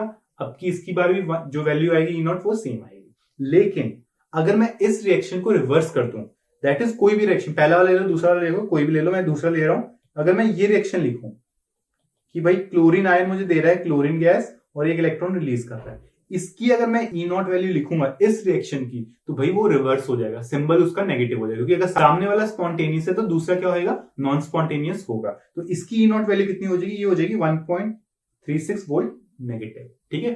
ध्यान रखने वाली बात है, रिएक्शन रिवर्स करने पे सिंबल चेंज हो जाएगा, दैट इज पॉजिटिव का नेगेटिव हो जाएगा, नेगेटिव का पॉजिटिव हो जाएगा, बट वैल्यू चेंज नहीं होगी, ठीक है। और ई हमारा जो ईएमएफ है, standard EMF, it is intensive property, तो अगर आप स्टोइकियोमेट्री चेंज कर रहे हो तो उससे कोई फर्क नहीं पड़ेगा। तो उसके पॉइंट थोड़े हम लोग समराइज कर लेते हैं कि भाई ग्रेटर द ऑक्सीडेशन पोटेंशियल, ठीक है, the more is the tendency to be oxidise, जैसे आपको मैंने बताया था, and stronger reducing agent they have high oxidation potential. तो वही वाली बात है कि जितनी ऑक्सीडेशन पोटेंशियल, दैट इज हमने कौन सी ली थी, हमने लिया था ई नॉट जिंक से जिंक टू पॉजिटिव, तो जितनी ये वैल्यू ज्यादा होगी उतना जिंक ऑक्सीडाइज होना चाहेगा और उतना ही स्ट्रॉन्ग जिंक रिड्यूसिंग एजेंट की तरह काम कर सकता है। तो ये है भाई पहला वाला पॉइंट। सेकंड है the greater the reduction potential the more is the tendency to be reduce. तो अगर हमने क्लोरीन की ली थी रिडक्शन, तो ये क्लोरीन किसमें कन्वर्ट हो रहा था, क्लोरीन आयन में कन्वर्ट हो रहा था। तो जितनी ये ई नॉट वैल्यू ज्यादा होगी, ई नॉट तो हमें पता है स्टैंडर्ड वैल्यू है, अब इस केस में तो हमने स्पेसिफाई कर दिया, लेकिन कल को किसी और आयन की तो उसकी कुछ और होगी, तो हम लोग ये सिंपली बात बोलते हैं कि जितनी ई नॉट वैल्यू ज्यादा होगी किसकी, रिडक्शन वाली, उतना ही वो रिड्यूस होना चाहता है और उतना ही स्ट्रॉन्ग वो ऑक्सीडाइजिंग एजेंट की तरह काम करना चाहता है। तो यार इस दो पॉइंट्स के ऊपर क्वेश्चंस बहुत बार आए हैं, मतलब लगातार 4-5 साल तो लगातार ही क्वेश्चन आए थे इसी कॉन्सेप्ट के ऊपर। बहुत बार पूछा जाता है ये ऑक्सीडाइजिंग एजेंट कौन स्ट्रॉन्ग है, रिड्यूसिंग एजेंट कौन स्ट्रॉन्ग है, तो याद रखना उल्टा होता है, जिसकी ऑक्सीडेशन पोटेंशियल ज्यादा है वो स्ट्रॉन्ग रिड्यूसिंग एजेंट है, जिसकी रिडक्शन पोटेंशियल ज्यादा है वो स्ट्रॉन्ग ऑक्सीडाइजिंग एजेंट है। ये याद रखना, याद नहीं तो वैसे तो कॉन्सेप्चुअली आप डिराइव कर सकते हो, लेकिन अगर रटना ही है बिल्कुल तो याद रखना ऑपोजिट होता है, ठीक है। लास्ट है when a reaction is reversed the EMF changes its sign। जो भी हमने पॉइंट डिस्कस किया था क्लोरीन वाला कि 1.36 आगे था तो रिवर्स किया तो नेगेटिव हो गया, but the magnitude remains the same. तो ये चीज मुझे पूरी क्लियर हो गई। तो यार इस कॉन्सेप्ट के ऊपर आईआईटी ने बहुत क्वेश्चंस पूछे, उन्हीं में से एक क्वेश्चन मैं आपके सामने लेके आया हूं, दैट इज ये क्वेश्चन है 98 में पूछा गया, लेकिन हर साल ही पूछते हैं क्वेश्चन, साल कोई भी उठा लो, क्वेश्चन अच्छा होना चाहिए। The standard reduction potential values of 3 metallic cations, ठीक है। तो आपको E नॉट रिडक्शन दे रखी है, किनकी, X की दे रखी है, Y की दे रखी है, Z की दे रखी है, और बोलता है ये वैल्यू है कितनी, X की है 0.52 वोल्ट, ठीक है, Y की है -3.03 वोल्ट और Z की दे रखी है -1.18 वोल्ट। तो ये वैल्यूज दे रखी है रिस्पेक्टिवली, ठीक है। The order of reducing power of the corresponding metals is, ठीक है। तो रिड्यूसिंग पावर की बात कर रहे हैं। अभी अभी मैंने आपको बताया कि जो ई नॉट रिडक्शन होती है वो जितनी ज्यादा होती है उतना हमारा स्ट्रॉन्ग ऑक्सीडाइजिंग एजेंट होता है, ध्यान रखना इस चीज का, ठीक है। उतना स्ट्रॉन्ग ऑक्सीडाइजिंग एजेंट है, तो मुझे क्या पता है कि यार एक्स की रिडक्शन वैल्यू देखो, एक्स की वैल्यू पॉजिटिव है, दैट इज एक्स मेरा सबसे स्ट्रॉन्ग ऑक्सीडाइजिंग एजेंट, ठीक है। फिर बोलता है वाई की सबसे नेगेटिव है, तो वाई मेरा सबसे वीक ऑक्सीडाइजिंग एजेंट है, ठीक है। तो अगर मैं ऑक्सीडाइजिंग पावर लिखूं तो उसका रिवर्स कर दूंगा, दैट इज अगर मैं ऑक्सीडाइजिंग पावर की बात करता हूं तो एक्स सबसे स्ट्रॉन्ग है और वाई सबसे वीक है, तो जेड आ गया बीच। ये हो गया भाई ऑक्सीडाइजिंग पावर का रेशियो। अगर इसी का रिवर्स कर दोगे तो रिड्यूसिंग पावर आ जाएगा, तो अगर मैं रिड्यूसिंग पावर की बात करता हूं तो वो वैल्यू आ जाएगी Y greater than Z greater than X. Answer हो जाएगा भाई इसका ए। मुश्किल से 20 सेकंड का क्वेश्चन था, मुश्किल से। लेकिन ध्यान रखने वाली बात यह कि कॉन्सेप्ट पता होना चाहिए। क्वेश्चन बहुत आसान पूछता है आईआईटी भी, अगर कॉन्सेप्ट आता है तो ठीक है। तो एक और क्वेश्चन करते हैं इसके ऊपर, दैट इज, तो यार ये क्वेश्चन है मेरे पास कि कॉपर 2 पॉजिटिव प्लस इलेक्ट्रॉन्स, आपको एक रिएक्शन दे रखा है कॉपर का, ठीक है, और एक रिएक्शन और दे रखा है कॉपर का। तो कॉपर के 0 oxidation state, +1 oxidation state, +2 oxidation state, इनके बीच में कुछ कुछ करवा रहे हैं, ठीक है, और पूछ रहा है कि इसकी ई नॉट वैल्यू कितनी होगी उसकी, और इन दो रिएक्शंस की, पहले दो रिएक्शंस की ई नॉट वैल्यू आपको गिवन है, ठीक है। तो भाई करो इसको ट्राई, पॉज करो, ट्राई करके देखो, देखते किसका आंसर आता है, ठीक है। तो करें शुरू, हो गया ट्राई, आ गया आंसर, चलो जी। रिएक्शन है हमारे पास कि कॉपर 2 पॉजिटिव आपको ये दे रहे हैं, ठीक है। तो हम लोग पहला रिएक्शन अगर लिखेंगे, मुझे पहले आपने पता क्या करो, आप इसमें ये देखो कि आप निकालना क्या, इन द एंड मुझे निकालना है कि इस रिएक्शन की ई नॉट। तो यार ये रिएक्शन में मुझे पता है कि कॉपर +2 से कहां जा रहा है, कॉपर में आ रहा है, मतलब 0 ऑक्सीडेशन स्टेट में जा रहा है। तो आप क्या करो, आप +2 वाले को लेफ्ट साइड रखना है, आपको जो रिएक्शंस दे रखे हैं उनमें, और जो 0 ऑक्सीडेशन स्टेट वाला है उसको राइट साइड रखना है, ठीक है। तो मैं क्या कर सकता हूं, अरे इसमें तो कुछ करना ही, ये तो सीधा ही ऐड कर दो। दैट इज, फर्स्ट रिएक्शन क्या है, फर्स्ट है कॉपर 2 पॉजिटिव प्लस इलेक्ट्रॉन्स, ये मुझे क्या दे रहा है, ये मुझे दे रहा है कॉपर पॉजिटिव, इसकी ई नॉट वैल्यू दे रखी है मुझे, इसको E1 बोल देंगे, E01, ये वैल्यू है 0.15 वोल्ट, ठीक है। और सेकंड है मेरे पास कॉपर पॉजिटिव प्लस इलेक्ट्रॉन, ये मुझे दे रहा है कॉपर सॉलिड। तो यार अगर मैं इसको ऐड कर दूं, दोनों रिएक्शंस को आप ऐड कर दो, ठीक है, तो मुझे क्या पता है कि मेरे पास वैल्यू क्या आ जाएगी, यहां से कॉपर पॉजिटिव, तो कॉपर पॉजिटिव कैंसिल हो जाएगा। इस सेकंड रिएक्शन की ई नॉट वैल्यू कितनी थी, इसकी ई नॉट वैल्यू E02 बोल दो, ये दे रखी है 0.5 वोल्ट, ठीक है। तो मुझे क्या पता है कि इन दोनों रिएक्शंस का कॉपर तो कैंसिल हो गया, तो straight way copper 2 positive plus 2 electrons, ये मुझे दे देगा कॉपर सॉलिड, और यही तो अपने को निकालना था ई नॉट, देखो ध्यान से। तो इसका ई नॉट बोल दो 3, E03 कितना आ जाएगा, यही अपने को कैलकुलेट करना है, ठीक है। तो सीधी सी बात है, दो रिएक्शंस निकाले, ऐड किया, आंसर आ गया। दैट इज, इसको क्या करोगे, तो अगर इसका आ जाएगा E3, क्या हो जाएगा E03, ये हो जाएगा E01 प्लस E02, तो ये वैल्यू करोगे कितनी आ रही है, 0.15 वोल्ट प्लस 0.50 वोल्ट, तो ये वैल्यू कैलकुलेट करोगे आप, ये आंसर आ जाएगा आपका 0.65 volt, and that is wrong answer. भाई ये क्या हुआ, ये तो सब सही चल रहा था, दो रिएक्शन से ऐड किया, ई नॉट वैल्यू ऐड कर दो, आंसर निकाल दो। तो अब मुझे आप ये बात बताओ, जब मैं आपको पानी पिला रहा था तब कहां गए थे, पानी पिया था ना, नहीं पिया था, पानी में ध्यान रखो, पानी जब पिला रहा था तो यार मास इंक्रीज हो रहा था, मास चेंज हो सकता है, वॉल्यूम चेंज हो सकती है, डेंसिटी तो ना चेंज हो सकती है। सिमिलरली हमारे जो ईएमएफ वैल्यू होती है वो इंटेंसिव होती है, तो ईएमएफ वैल्यू पे ध्यान रखना था, डायरेक्टली एडिशन करके नहीं आएगी ईएमएफ वैल्यू। अब हमें क्या करना था, हमें ये समझना था कि ये आंसर तो आपका गलत है भाई, कि क्यों गलत है, क्योंकि जो ई नॉट वैल्यू आपकी है वो एक इंटेंसिव प्रॉपर्टी है, और intensive property they can not be directly added. तो ये चीज तो मुझे याद थी, लेकिन मैंने लगाई नहीं क्योंकि मेरे को दिमाग नहीं लगाना। तो can not be directly added, तो सीधी सी बात है, आपको क्या करना पड़ेगा, आपको एडिशन करनी पड़ेगी एक्सटेंसिव प्रॉपर्टीज की। तो एक्सटेंसिव प्रॉपर्टीज कौन सी है हमारे पास, वो है जी डेल्टा जी।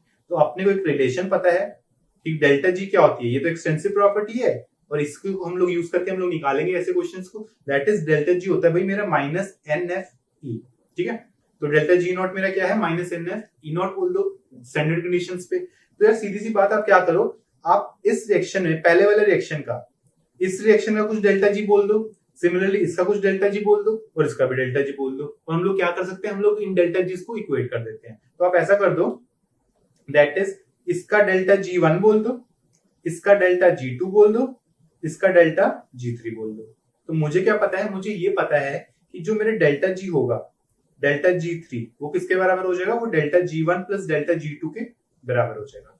क्यों, क्योंकि भाई डायरेक्टली एडिशन करके आंसर्स आ रहे हैं, ठीक है। डायरेक्टली आप दोनों रिएक्शंस को ऐड करोगे 1 और 2 को, तो आपको थर्ड रिएक्शन मिल पा रहा है। तो ये G नॉट ले लो सब जगह, स्टैंडर्ड कंडीशंस को डिफाइन करेंगे, तो यहां से क्या आ जाएगा, ये हो जाएगा भाई -N3F E03 equal to -N1F E01 plus यहाँ पे आ जाएगा -N2F E02, ठीक है। तो यहां से सीधे सीधे बात है, हर जगह माइनस और F कॉमन है, इनको हर जगह से काट दो, ठीक है। तो यहाँ पे फाइनल रिलेशन मेरे पास क्या बन गया, मेरे पास बन गया N3 E03 equal to N1 E01 plus N2 E02। तो ये मेरा फाइनल रिलेशन बना। और N1 और E01 की इन सब की वैल्यूज आपको पता है। जैसे हमें फर्स्ट एक्शन देखेंगे तो ये यहाँ पे सीधी सी बात, फर्स्ट एक्शन ये था, एक इलेक्ट्रॉन है तो N की वैल्यू 1 हो जाएगी और E0 वैल्यू कितनी है 0.15। ठीक है, तो यहाँ पे आप लिख दो दैट इज N तो 1 है और ये वैल्यू है 0.15 वोल्ट। ठीक है, तो ये तो पहला हुआ। सेकंड रिएक्शन का देखेंगे, सेकंड रिएक्शन में मुझे पता है कि N की वैल्यू अगेन 1 है और वोल्टेज कितनी है 0.5 वोल्ट। ठीक है, तो यहाँ पे आप क्या करोगे, यहाँ पे आप अगेन 1 इंटू 0.5 वोल्ट कर दोगे। ठीक है, लेकिन अगर मैं थर्ड रिएक्शन देखूंगा तो थर्ड रिएक्शन में मुझे पता है कि इलेक्ट्रॉन्स का चेंज कितना आ रहा है, 2 इलेक्ट्रॉन्स का आ रहा है। तो अब की बार जो मेरा यहाँ पे N3 वैल्यू आएगी वो 1 नहीं आएगी, वो आएगी भाई 2।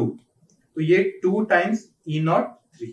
तो अब अगर मैं E03 कैलकुलेट करूंगा तो वो कितना आ जाएगा 0.65 आपका एडिशन करके आएगा डिवाइडेड बाय 2। फिर ये आंसर आ रहा है 0.325 volt. This is the right answer. 0.65 answer नहीं था, पहले वाले आंसर जो बहुत लोगों का 0.65 आया होगा वो आंसर नहीं है, ये आंसर सही है। गलत मत करना, फोन में उसके मारूंगा। ठीक है, तो यार एक और क्वेश्चन करते हैं इस कॉन्सेप्ट के ऊपर, दैट इज अब प्रूव करना है आपको कि ये दे रखा है आपको लेफ्ट साइड पे, इन एक रिएक्शन दे रखे हैं Fe3 पॉजिटिव प्लस 2 में कन्वर्ट करो तो भाई ये इसको ये और ये होता है, ऐसा कुछ बोल दिया, प्रूफ करना आपको। वैसे तो प्रूफ के क्वेश्चन नहीं आते, क्वेश्चन किस टाइप का आएगा, क्वेश्चन आएगा भाई इन दो लेफ्ट साइड की वैल्यूज दे देगा आपको, इधर राइट वाली आपको कैलकुलेट करनी हो सकती है या कुछ भी ऐसा, कोई में किसी दो की वैल्यूज दे देगा आपको। लेकिन कैलकुलेट तब कर पाओगे जब कॉन्सेप्चुअली आपको पता है कि क्या होने वाला है। तो अब आपको करना क्या ऐसे क्वेश्चन में, तो यार सिंपल सी बात है, अपना काम आसान करने के लिए मैं क्या बोलता हूँ, मुझे पता है E0 को अगर मैं रिवर्स कर दूं, दैट इज अगर रिएक्शन को मैं ऑपोजिट कर दूं तो वैल्यू क्या हो जाती है, साइन ऑपोजिट हो जाता है। तो अब क्या करो, आप इसको बोल दो कि ये 3E0 Fe+3 से Fe में जा रहे हैं और ये प्लस 2E0 Fe से Fe+2 में जा रहे हैं। ठीक है, ये वैल्यू अगर मैं कैलकुलेट करता हूं तो मैं उसको प्रूव कर दूंगा कि ये लेफ्ट साइड की बराबर है। तो ठीक है, पहले हम लोग लेंगे RHS, याद आई नौवीं की मैथ्स।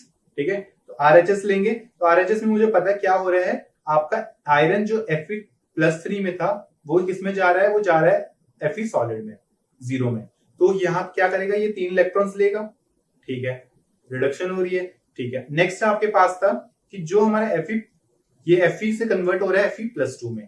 ठीक है, तो आप क्या करो, यहाँ पे आप लिखो Fe+2, ये क्या करेगा, ये अब की बार अगर हम लोग, अच्छा ये लिखना ना, तो आप क्या करो, अब यहाँ पे आप ले लो Fe और इसको कन्वर्ट कर दो Fe+2 में, अब की बार होगी ऑक्सीडेशन। तो ये हुआ भाई मेरा नेट रिएक्शन।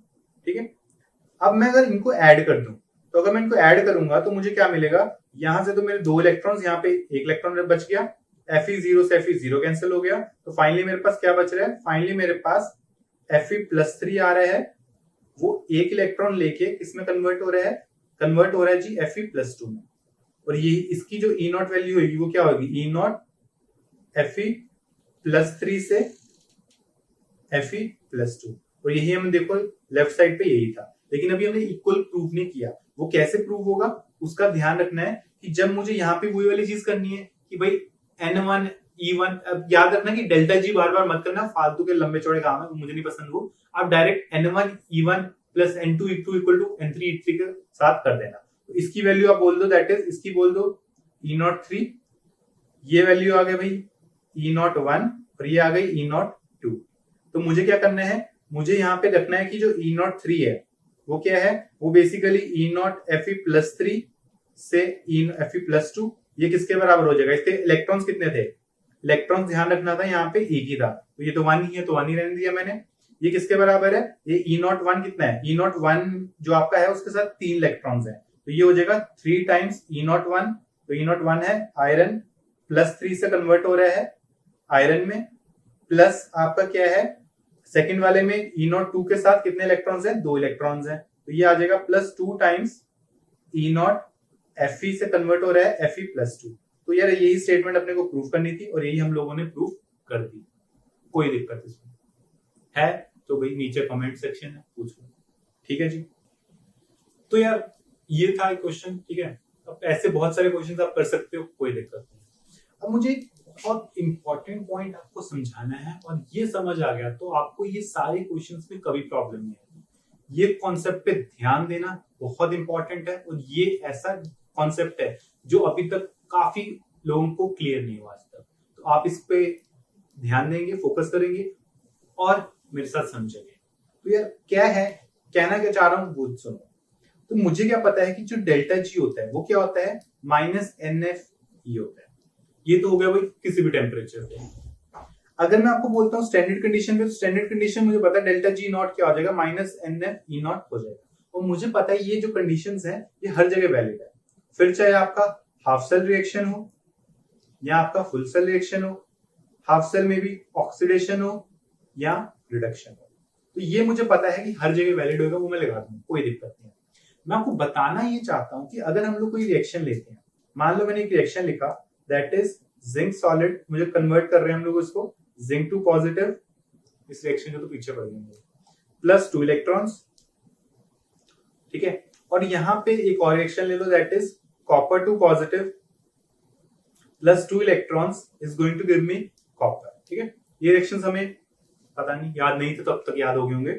इन रिएक्शंस में आपको एक सिंपल सी बात बोलना चाहता हूं, दैट इज आप ध्यान दो इलेक्ट्रॉन्स के ऊपर। तो पहला रिएक्शन की अगर मैं बात करता हूं तो मेरे 2 इलेक्ट्रॉन्स रिलीज हो रहे हैं, तो मुझे पता है यहाँ पे कि अगर मैं n की वैल्यू बात करता हूँ, यहाँ पे n की वैल्यू क्या आ जाएगी, N1, वो आ जाएगा जी 2। सेकंड रिएक्शन में भी मुझे पता है कि 2 इलेक्ट्रॉन्स आ रहे हैं, तो यहाँ पे भी n की वैल्यू क्या आ जाएगी, यहाँ पे N2 बोल दो, ये वैल्यू भी आ जाएगी जी 2। तो हाफ सेल रिएक्शन है, इसमें तो कोई दिक्कत नहीं आती।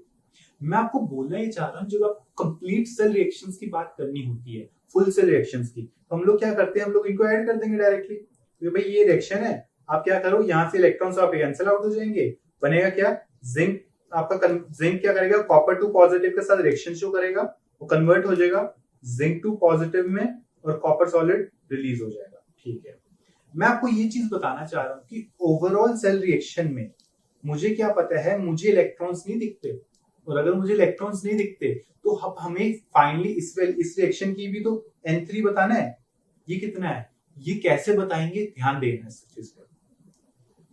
आपके पास अगर मैं जिंक की बात करूं तो यार जिंक मुझे पता है 0 से कहां जा रहा है, +2 में जा रहा है, +2 ऑक्सीडेशन स्टेट में जा रहा है, दैट इज ऑक्सीडाइज हो रहा है 0 से +2 में। तो आप सीधा सीधा ये बोल दो कि ठीक है, ये अगर 0 से +2 में जा रहा है तो ये 2 का चेंज आ रहा है, इसमें +2 का चेंज आ रहा है, तो इसका जो n वैल्यू होगी ना N3 स्टेट में आप बोल सकते हो जी 2। कैसे, मैंने कोई एक पार्ट पकड़ा, जिंक को पकड़ा, जिंक ऑक्सीडाइज हो रहा है, कितने से 2 से चेंज आ रहा है उसका, तो उसकी n वैल्यू 2 हो जाएगी। अब दूसरे पे आ जाओ, दैट इज अगर मैं कॉपर की बात करता हूँ, तो कॉपर पे मुझे पता है कि कॉपर +2 में था, और +2 से किस में आ रहा है, 0 पे आ रहा है, तो यहाँ पे हुई भाई रिडक्शन, और कितना चेंज आ रहा है, जो चेंज आ रहा है मेरा वो आ रहा है जी 2 का। तो अगेन आप यहां से भी N3 की वैल्यू निकालते, अगर यहां से भी आप N3 बोल सकते हैं 2। दैट इज आप क्या करो, आप यहाँ तो ऑक्सीडेशन देख लो या आप रिडक्शन देख लो, लेकिन ये मत करना 2 + 2 4 या 2 × 2 4, कुछ ये मत करना, ये दिमाग मत लगाना आप लोग। सीधी सी बात है, एक को कंसिडर करना है। अगर आप ऑक्सीडेशन देख रहे हो तो ऑक्सीडेशन देखो, रिडक्शन देख रहे हो तो रिडक्शन देखो, ऐड मत कर देना। लेकिन अब ये चीज अगर क्लियर हो गई तो आगे बढ़ते हैं। दैट इज मुझे क्या पता है कि मुझे ठीक है, अब मैं हूं क्या, मैं पागल हूं। अब मैं क्यों पागल हूं, क्योंकि यार मैं बार बार N1, अब देखो यहाँ पे N1 की वैल्यू 2 आ रही है, N2 की वैल्यू 2 आ रही है, और यहाँ पे N3 निकाला, ये भी 2 आ रहा है। तो यार सर सीधी सी बात, आप क्या करो, यहाँ पे अगर आप वो लिखना ही है पूरा ड्रामा, N3E3 = N1E1 + N2E2, तो यार वही वाली बात है, तो हर जगह बराबर है, तो सीधा क्या करो, कैंसिल कर दो, ये 2 2 2 कैंसिल कर दो, सीधा सीधा हमारा क्या आ गया कि E3 क्या आ रहा है मेरा, E1 + E2 के बराबर आ गया।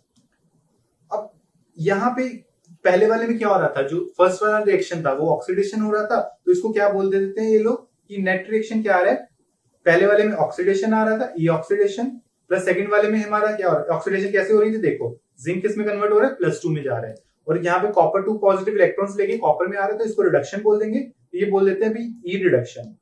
अब बुक्स में ना आपको ये चीज मिल जाती है, और ये कर दिया आपके लिए दिक्कत खड़ी कि ये क्या लिखती है, फिर आप बोल मेरे पास आते हो कि सर ये क्या लिखवाया हो, ये तो आपने पढ़ाया ही नहीं, इसलिए आपको बता रहा हूं कि ऐसी घटी घटी चीजें आपको मिल जाएंगी, ये चीजें अपने को नहीं पढ़नी। हम लोगों को पता है कि फाइनल रिएक्शन आप रिएक्शन देखते आप लिख सकते हो कि एक रिएक्शन आपको पता है कि जैसे चेंज हो रहा है, जिंक से जिंक पॉजिटिव में जा रहा है, तो आपको क्या करना है, अगर मेरा ये नेट रिएक्शन था तो आप सीधा सीधा क्या लिखोगे, मैं आपको पहले तो सीधा बता रहा हूं आपको करना क्या है, फिर आपको बाकी चीजें बताऊंगा। अगर आपके पास ये रिएक्शन है प्रेजेंट, तो मैं रिएक्शन एक बार यहाँ पे लिख देता हूं। दैट इज हमारा नेट रिएक्शन क्या था, जिंक कॉपर टू पॉजिटिव लेके कन्वर्ट हो रहा था जिंक टू पॉजिटिव में, प्लस 2 कॉपर में जा रहा है। तो आप नेट रिएक्शन सीधा सीधा इसका, अगर आपको ई नॉट वैल्यू लिखनी है तो आप स्ट्रेट अवे ई नेट लिखोगे। That is E not, zinc से जिंक टू पॉजिटिव में जा रहा है तो ये जिंक से जिंक टू पॉजिटिव, ये चेंज आ रहा है, और एक चेंज कौन सा आ रहा है, कॉपर टू पॉजिटिव वाला, ये आ जाएगा कॉपर टू पॉजिटिव से कॉपर। आप सीधा ये लिखो, कोई दिक्कत ही नहीं है, और कुछ नहीं सोचना, सीधा ये लिख दोगे, खत्म। अब बुक्स में क्या क्या कर देते हैं, अब ये क्या हो रहा है भाई, ये जिंक से जिंक टू पॉजिटिव जा रहा है, इसको बोल देते हैं भाई ई नॉट ऑक्सीडेशन, प्लस ये कॉपर टू पॉजिटिव कॉपर में, तो इसको बोल देते हैं ई नॉट रिडक्शन। यार वही फैंसी फैंसी बातें हैं, रिजल्ट्स के ऊपर कुछ भी कर लो आप, तो ये सारी चीजें आपको मिल जाएंगी। और फैंसी तरीका सुनो, आपको क्या मिल जाएगा। अब क्योंकि हम लोग क्या बोलते हैं, स्टैंडर्ड जो रिडक्शन पोटेंशियल होती है, स्टैंडर्ड पोटेंशियल जब भी हम लोग बात करते हैं, हम लोग रिडक्शन पोटेंशियल की बात करते हैं। तो वो क्या करते हैं, वो बोलते हैं कि आप क्या करो, इसको माइनस ई नॉट ऑक्सीडेशन कर दो, वो क्या हो जाएगी, वो बेसिकली रिडक्शन वैल्यू हो जाएगी इसकी। तो ये आ जाएगा भाई माइनस ई नॉट रिडक्शन, कौन से वाली, लेफ्ट साइड वाली जो जिंक में हो रही थी, प्लस ई नॉट रिडक्शन कौन सी, ये हो रही थी भाई राइट साइड वाली। अब इसको क्या बोल देते हैं कि भाई E not right minus E not left equal to E net, ये भी आपको मिल जाएगा बुक्स में। तो भाई ये सारी चीजें आपको अलग अलग बुक्स में मिल जाएंगी और आप फिर ना कंफ्यूज होते हो। मैं आपको सीधी सीधी बात बोलता हूँ, आप इन सब के चक्कर में पड़ो नहीं। आप क्या करो, आप फाइनली जो मैंने सबसे पहले लिखा था ये रिएक्शन, आप ये लिख लिया करो। इसके बाद जो आप क्वेश्चन में पूछ रहे हैं उसके हिसाब से आप उसको डिफाइन कर लो, जो भी आपसे पूछ रहा है निकाल लो। ये फालतू के फॉर्मूले रटने की कोई जरूरत नहीं है, ना ये रटने की जरूरत है, ना आपको ये रटने की जरूरत है। ये सब डेराइव्ड रिजल्ट्स हैं, ये अपने आप आ जाएंगे। मेन है कि आप डायरेक्ट रिएक्शन देखते उसको लिख पाओ। अब मैं पॉइंट क्या समझाना चाह रहा हूं उस पर, दैट इज ये रिएक्शन आपके सामने है। तो मैं आपको एक सिंपल सी बात बोल रहा हूं कि आप क्या करो, आपके पास ये था कि ये N3, ये वाले हम लोग एक पॉइंट आ रहा था कि N3E3 वो N1E1 प्लस N2E2 और N हमारा तीनों में बराबर था। दैट इज N1 भी 2 है, N2 भी 2 है और N3 भी 2 है। तो आप क्या करो, आप सीधा सीधा N काट दो, आप सीधा लिखो E3 equal to E1 plus E2। ये कब ट्रू है इस पे आप समझो, ये बहुत इंपॉर्टेंट है, ये हर जगह सही नहीं होगा। आपका ये वाला फंडा कब बैठेगा ट्रू, जब आप नेट रिएक्शन को देखो।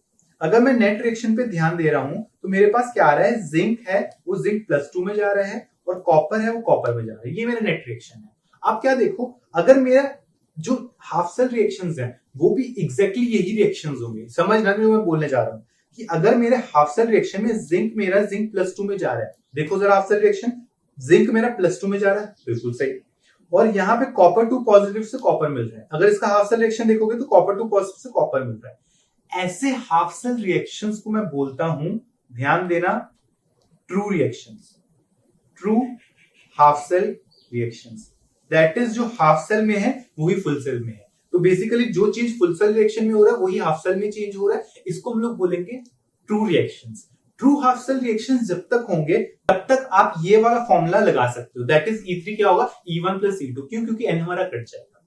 लेकिन अगर इन लोगों ने कुछ ये मतलब ऐसे होगा कि A को बड़ा सा रैंडम रिएक्शन है, B को रिएक्शन दे दे, 2 रिएक्शन दे दे, कट पिट के फाइनली ये आ जाए मेरा लास्ट में, उस केस में मैं ये फॉर्मूला सही नहीं लगा पाऊंगा। ध्यान रखना, इसका भी एग्जांपल भी लेंगे तब और क्लियर होगा। लेकिन अगर ट्रू रिएक्शंस हो रहे हैं तो आप ये फॉर्मूला लगा सकते हो, that is directly EMF addition से आपको आंसर मिल जाएगा। लेकिन अगर कुछ एक रैंडम रिएक्शन ये है, एक रैंडम रिएक्शन बी है, उनको ऐड करके आप फाइनली रिएक्शन निकाल रहे हो, तब आपका जो ईएमएफ आएगी वो फाइनल ईएमएफ के बराबर नहीं होगी। तब N3E3 equal to N1E1 plus N2E2 करना पड़ेगा।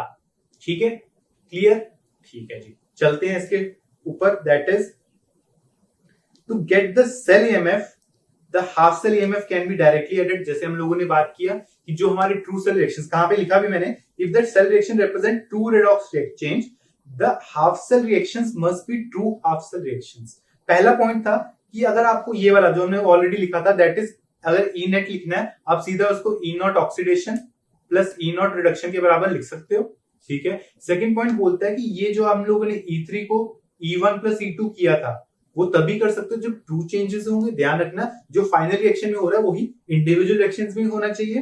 एंड लास्ट में है कि the cell EMF is actually the sum of oxidation potential of anode and reduction potential of cathode. वही वाली बात है, डिराइव्ड रिजल्ट्स के ऊपर बात कर रहे हैं, ठीक है। इनके चक्रों में मत पड़ना, सिंपल डायरेक्ट आप रिएक्शन लिखोगे, ठीक है। डायरेक्ट सेल जो हम लोगों ने लिखा दैट इज जो आपका नोटेशन आ रहा था ऑक्सीडेशन प्लस रिडक्शन, डायरेक्ट आप लिख देना, ठीक है।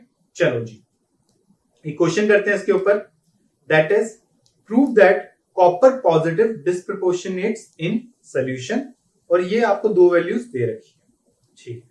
करो भाई इसको ट्राई।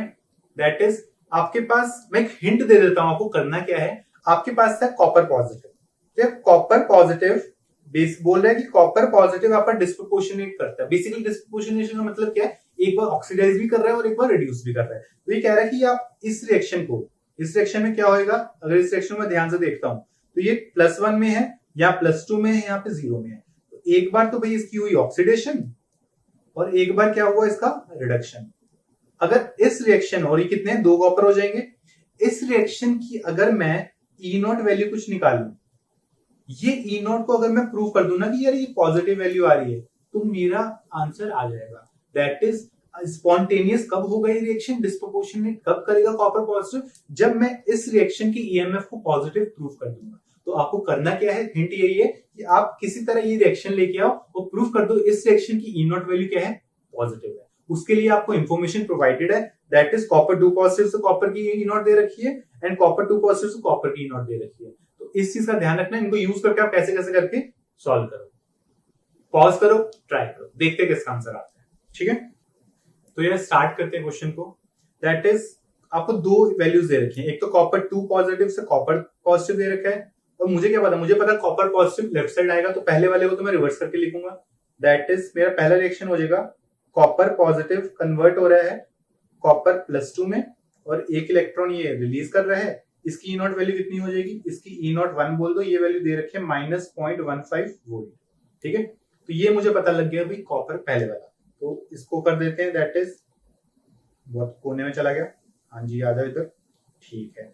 ये हो गया भाई पहले वाला रिएक्शन। सेकंड रिएक्शन आपको क्या दे रखा है कि कॉपर 2 पॉजिटिव वो क्या कर रहा है, 2 इलेक्ट्रॉन ले रहा है और कन्वर्ट किस में हो रहा है, कॉपर में हो रहा है, ठीक है। इसकी E0 वैल्यू तो अपने को गिवन ही है सीधी सीधी, दैट इज 0.325 वोल्ट, ठीक है। रिएक्शन को अगर मैं 2 से मल्टीप्लाई कर दूं, 2 2 2, तो E0 1 पे तो कोई फर्क पड़ेगा ही नहीं, ठीक है। तो अगर मैं इनको ऐड करके लिख दूं डायरेक्ट, तो मुझे क्या पता है कि मेरा कैंसिल क्या होगा, ध्यान से देखना। आपके पास एक तो 2 इलेक्ट्रॉन्स कैंसिल हो जाएंगे, ठीक है, और एक कॉपर 2 पॉजिटिव कैंसिल हो जाएगा। तो नेट रिएक्शन मेरे पास क्या आ रहा है, 2 कॉपर पॉजिटिव, ये दे देगा मुझे कॉपर +2 प्लस कॉपर, और मुझे पता है कि ये रिएक्शन तो वो कर रखा है ऑलरेडी हमने। तो भाई सीधी सी बात है, आपके पास डायरेक्ट एडिशन से आंसर आ रहा है, तो आप क्या करो, यहाँ पे तो अभी भी हमने देखा, दैट इज जो मेरा E0 3 आ जाएगा वो क्या आ जाएगा, E0 1 प्लस E0 2 आ जाएगा। ये वैल्यू कितनी आ जाएगी, E0 1 कितनी निकाली हमने, -0.15 वोल्ट, और ये वैल्यू है 0.325 वोल्ट, ठीक है। कैलकुलेट करते हैं, दैट इज ये 0.50 कर दो, तो 335 में से 150 काट दो, तो यहाँ पे 5 आ जाएगा, 12 में से 7 आ जाएगा, तो ये आ जाएगा। तो भाई ये आंसर हो जाएगा भाई E0 3 का। तो ये आंसर आ रहा होगा बहुत लोगों का, and this is a wrong answer. भाई साहब गलत कैसे सर, अभी तो प्रूफ किया आपने, अभी तो बताया कि ये डायरेक्ट एडिशन से आ जाएगा। अब ध्यान देना जो मैंने बोला, क्या ये ट्रू सेल रिएक्शंस थे, क्या आपको फाइनल रिएक्शन पहले देखो, पहले इसको मैं बोल रहा हूं जी रिएक्शन 1 R1, ये है मेरा भाई रिएक्शन 2 एंड ये है मेरा रिएक्शन 3। पहले तो ये ओवरऑल रिएक्शन जो R3 है वो उस पर फोकस करो। R3 में क्या हो रहा है, आपका जो कॉपर पॉजिटिव था वो कन्वर्ट हो रहा है कॉपर +2 में, एक चेंज, और एक में कॉपर +2 से कॉपर 0 में आ रहा है, दैट इज 0 ऑक्सीडेशन स्टेट में जा रहा है। अब मैं क्या बोल रहा हूं उस पर फोकस करना। आपके पास जो रिएक्शंस थे, जो ओरिजिनल R1 रिएक्शन है और R2 रिएक्शंस है, क्या वो ट्रू सेल रिएक्शंस हैं? आंसर है नहीं। वो कोई ऐसे रैंडम रिएक्शन सेटअप किए जिससे हमें फाइनल मिल गया, जो ओवरऑल सेल रिएक्शन है वो हमें मिल रहा है कुछ रैंडम रिएक्शंस डाल के। अगर मैं आपको बोलूं कि ये ट्रू सेल रिएक्शंस नहीं है, तो ध्यान, मुझे तो प्रूफ भी करना पड़ेगा। दैट इज इसका अगर मैं आपको ओरिजिनल ट्रू सेल रिएक्शंस बताने थे ना, तो वो देखो, एक रिएक्शन होता, अगर मैं ट्रू सेल रिएक्शंस लिखता, ट्रू सेल रिएक्शंस यहां से लिखूंगा मैं, तो ये क्या हो जाएगा, एक हो जाएगा कॉपर पॉजिटिव आपका किस में जा रहा है, कॉपर +2 में जा रहा है, तो इसके लिए एक इलेक्ट्रॉन रिलीज करेगा, ठीक है। और एक आपका होता है कि कॉपर पॉजिटिव एक इलेक्ट्रॉन लेके किस में कन्वर्ट हो रहा है, एक बार तो +2 में भेजा और एक बार 0 में भेजना पड़ेगा, दैट इज कॉपर सॉलिड में। अब अगर आप इसको ऐड करते तो आपका ये इलेक्ट्रॉन चला गया, ये इलेक्ट्रॉन चला गया, 2 कॉपर पॉजिटिव, ये कन्वर्ट हो रहा है किसमें, कॉपर +2 प्लस कॉपर सॉलिड में। ये उसके ट्रू सेल रिएक्शंस हैं। ध्यान रखने वाली बात है कि ये अगर मेरा, और ये देखो ये और ये वाला रिएक्शन ये तो सेम ही थे मेरे, इनके ये ट्रू सेल रिएक्शंस हैं। ये मेरा पहले का रिएक्शन 1 है ट्रू सेल और ये रिएक्शन 2 ट्रू सेल। ये दोनों रिएक्शंस को मिलाऊंगा तो मेरा फाइनल रिएक्शन ये बन रहा है, ठीक है। तो यहां इन रिएक्शंस में अगर इसकी E0 वैल्यू मैं बोल दूं, दैट इज इसकी E0 वैल्यू बोल दूं E01, इसकी बोल दूं E02 और इसकी वैल्यू बोल दूं E03, तो अब मेरा E03 किसके बराबर होता, E01 प्लस E02 के बराबर होता। क्यों, क्योंकि ये ट्रू सेल रिएक्शंस है। लेकिन हमने जो रिएक्शंस लिए थे, देखो जरा, हमने जो रिएक्शंस लिए वो कुछ और ही है। यहाँ पे कॉपर पॉजिटिव किसमें कन्वर्ट हो रहा है, +2 और एक इलेक्ट्रॉन में, तो पहला रिएक्शन तो फिर भी सही था, लेकिन सेकंड रिएक्शन देखो, सेकंड में copper 2 positive plus 2 electrons copper में कन्वर्ट हो रहे हैं, तो ये ट्रू सेल रिएक्शन नहीं है। इसलिए जो हम लोग यहाँ पे ये फॉर्मूला निकाल के आ रहे थे ना, E3 की वैल्यू निकालनी, वो गलत आएगी। अब की बार करना क्या होगा उस पर ध्यान दो, दैट इज आपके पास रिएक्शन फिर से मैं एक बार लिख देता हूं। तो रिएक्शन क्या था, दैट इज कॉपर पॉजिटिव, ये कन्वर्ट हो रहा है कॉपर 2 पॉजिटिव प्लस एक इलेक्ट्रॉन में, ठीक है। इसको हमने 2 से मल्टीप्लाई किया था, 2 से मल्टीप्लाई कर दो। सेकंड रिएक्शन था कि कॉपर 2 पॉजिटिव 2 इलेक्ट्रॉन लेके कन्वर्ट किस में हो रहा था, कॉपर सॉलिड में हो रहा था, ठीक है। और जब इनको हम लोग ऐड कर रहे थे तो हमारा नेट रिएक्शन क्या बन रहा था, इलेक्ट्रॉन तो कैंसिल हो रहे थे, तो यहां से कॉपर ये भी कैंसिल हो गया, ये बन रहा था 2 कॉपर पॉजिटिव, ये आपको दे रहा था copper 2 positive plus copper solid. अब मैं आपसे अगर रिएक्शन एन की वैल्यू पूछूं सबकी, अब ध्यान देना इस पे, इसमें एन वैल्यू तो 2 आ रही है क्योंकि 2 इलेक्ट्रॉन आपने मल्टीप्लाई किया, यहाँ पे एन वैल्यू 2 आ रही है, ये N1 2 है, N2 भी 2 है। लेकिन अगर मैं बात करता हूं N3 की, तो यार सीधी याद है वो चीज मैंने बताया था लास्ट में, यहाँ ऑक्सीडेशन देखो या रिडक्शन देखो, यहाँ कॉपर +1 में था, यहाँ +2 में है, यहाँ 0 में है। यहाँ तो आप ये देख लो कि +1 से ये जा रहा है +2 में, तो यहाँ कितना चेंज आया, 1 का चेंज आया। यहाँ देख लो कि +1 से 0 में जा रहा है, यहाँ भी चेंज कितना आ रहा है, 1 का आ रहा है। तो यार N3 की वैल्यू अब की बार आपकी 1 आएगी, ये बहुत बहुत इंपॉर्टेंट है। ये कॉन्सेप्ट अगर आप समझ गए ना तो इलेक्ट्रो आपकी काफी आसान हो जाएगी। तो N3 की वैल्यू 1 आ रही है, तो अब हम लोग क्या करेंगे, अब हमें पता है N3 E03 किसके बराबर हो जाएगा, N1 E01 plus N2 E02। तो वैल्यू पुट कर दो, तो ये कितना आ जाएगा, ये 1 ये आ जाएगा 2 इंटू -0.15 पहले वाली वैल्यू प्लस 2 इंटू 0.325 और यहाँ पे आ जाएगा 1 इंटू E03। तो आंसर क्या हो जाएगा, आंसर हो जाएगा आपकी बात जो पहले आ रहा था 0.175 आ रहा था, इसको अब 2 से मल्टीप्लाई कर दो, तो आंसर हो जाएगा भाई स्ट्रेट अवे इसका 0.350 वोल्ट। तो भाई इसका आंसर होगा 0.350 वोल्ट, जो आपका आया ओरिजिनल वैल्यू उसका डबल हो रहा है। तो ध्यान देना, ये क्वेश्चन बार घर जाके एक बार फिर से रिवाइज करना और खुद समझना कि हुआ क्या, ठीक है। चलो जी, चलो नेक्स्ट क्वेश्चन करते हैं, दैट अगला इसके ऊपर, ठीक है। तो यार आसान से क्वेश्चन है, ठीक है, 1 मिनट में सॉल्व करना है, पॉज करो 1 मिनट में सॉल्व करो इसको। आपको रिएक्शन दे रखा है, सेल रिएक्शन, ठीक है, और उसकी ईएमएफ वैल्यू दे रखी है, ठीक है। अब ओवरऑल सेल रिएक्शन की ईएमएफ वैल्यू दे रखी है और आपको कॉपर 2 पॉजिटिव की वैल्यू दे रखी है 0.34 और इसकी वैल्यू आपसे पूछ रहे हैं। तो सीधी सी बात है, आप क्या करो, पहला स्टेप हर रिएक्शन को देखते आप डायरेक्ट लिखो, that is E overall, E cell लिख दो सीधा, E0 सेल कितना हो जाएगा, वो क्या हो रहा है, +1 से ये जा रहा है 0 में, दैट इज ये हो जाएगा E0 Ag पॉजिटिव से Ag, ठीक है। और क्योंकि मुझको पता की बात ये ट्रू सेल रिएक्शन है तो मैं डायरेक्टली ये लिख सकता हूं, प्लस E0 कॉपर किस में जा रहा है, कॉपर जा रहा है +2 में, तो ये कॉपर से कॉपर 2 पॉजिटिव में जा रहा है, ठीक है।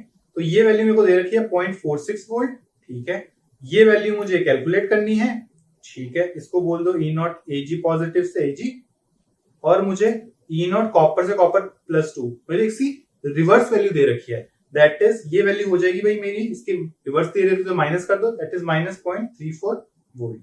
तो यहां से अगर मैं कैलकुलेट करूं तो Ag पॉजिटिव से Ag वैल्यू ये कितनी आ जाएगी, ये स्ट्रेट अवे 0.80 वोल्ट आ जाएगी। तो भाई ये है इसका आंसर आपकी बात।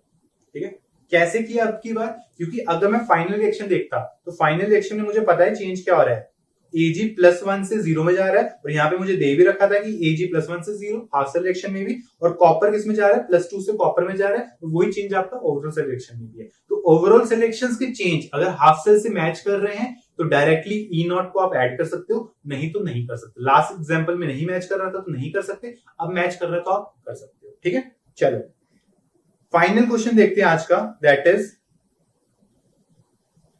Calculate the standard EMF for the following reaction, और इलेक्ट्रोड पोटेंशियल्स दे रखी है आपको। ये है यह इंपॉर्टेंट पॉइंट वही है कि जब भी इलेक्ट्रोड पोटेंशियल्स दे रखी होती हैं वो होती है हमेशा रिडक्शन पोटेंशियल। तो हमें क्या वैल्यू दे रखी है, हमें एक वैल्यू दे रखी है E0 जिंक 2 पॉजिटिव से जिंक, ये वैल्यू दे रखी है -0.76 वोल्ट, और एक वैल्यू दे रखी है E0 Ag पॉजिटिव से Ag, ये वैल्यू दे रखी है 0.8। ठीक है, ये वैल्यूज अपने को गिवन है।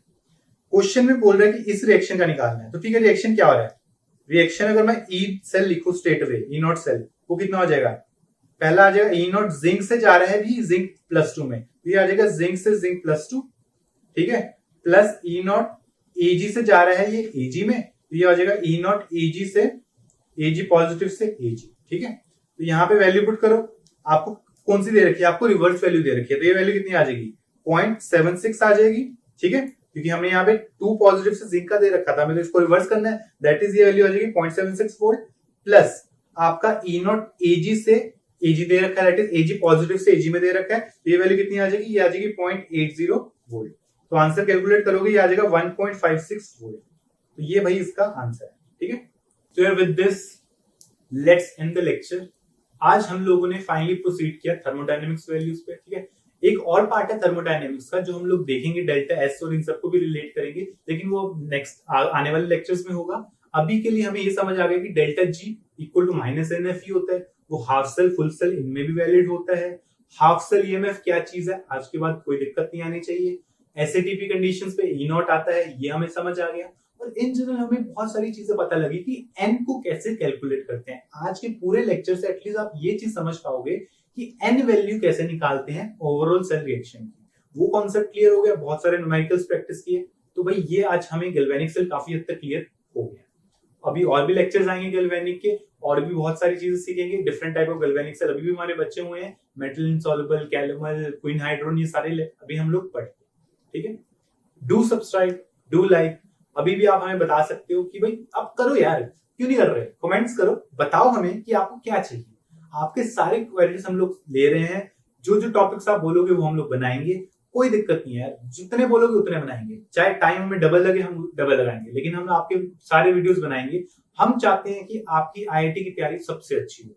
मैं ये नहीं चाहता कि किसी के पास पैसे नहीं है तो वो लेक्चर्स ना देख पाए, उसको हाईएस्ट क्वालिटी लेक्चर्स मिलने चाहिए। Thank you.